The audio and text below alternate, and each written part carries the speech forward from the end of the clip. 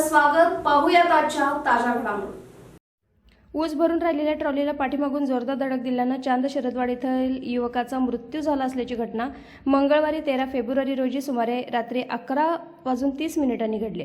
प्रशांत किरण कांबळे, वय वर्ष 24 असं मृत युवकाचं नाव आहे. त्याच्या निधनानं सर्वत्र हळहळ व्यक्त केली जाते. सदलगा पोलिसांकडून मिळालेल्या माहितीनुसार मृत प्रशांत हा इचलकरंजी जवळच्या तारदाळ इथल्या एका खासगी कंपनीत कामाला आहे.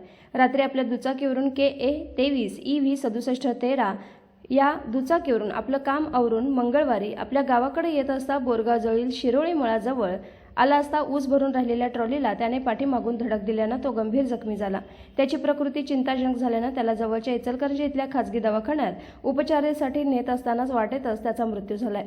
घटनेची माहिती समजताच चिकोडीचे DYSP गोपाळकृष्ण गौडर, पोलीस निरीक्षक NC केदार गौडर, पोलीस उपनिरीक्षक शिवकुमार बिरादार यांनी घटनास्थळी भेट देऊन पंचनामा केला. मृत प्रशांत यांच्या पश्चात आई वडील, 2 लहान भाऊ, आजोबा आजी असा परिवार आहे. प्रशांत यांच्या घरची परिस्थिती हलाखीची आहे. तो एका खासगी कंपनीत नोकरी करत आपला संसार चालवत होता. अचानक जाण्यानं कुटुंबावर दुःखाचा डोंगर कोसळलाय.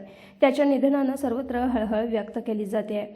इचलकरंजी इथल्या इंदिरा गांधी मेमोरियल हॉस्पिटल इथं शवविच्छेदन करून प्रेत नातेवाईकांच्या ताब्यात देण्यात आले. किरण कांबळे यांनी सदलगा पोलीस ठाण्यात फिर्याद दिली असून अधिक तपासणी ठाण्याचे उपनिरीक्षक शिवकुमार बिरादार, सहाय्यक KV चिल्लीगेरी, SN कडबी करत आहेत. SB न्यूजसाठी बोरगावहून मुख्य संपादक शिवाजी भोरे.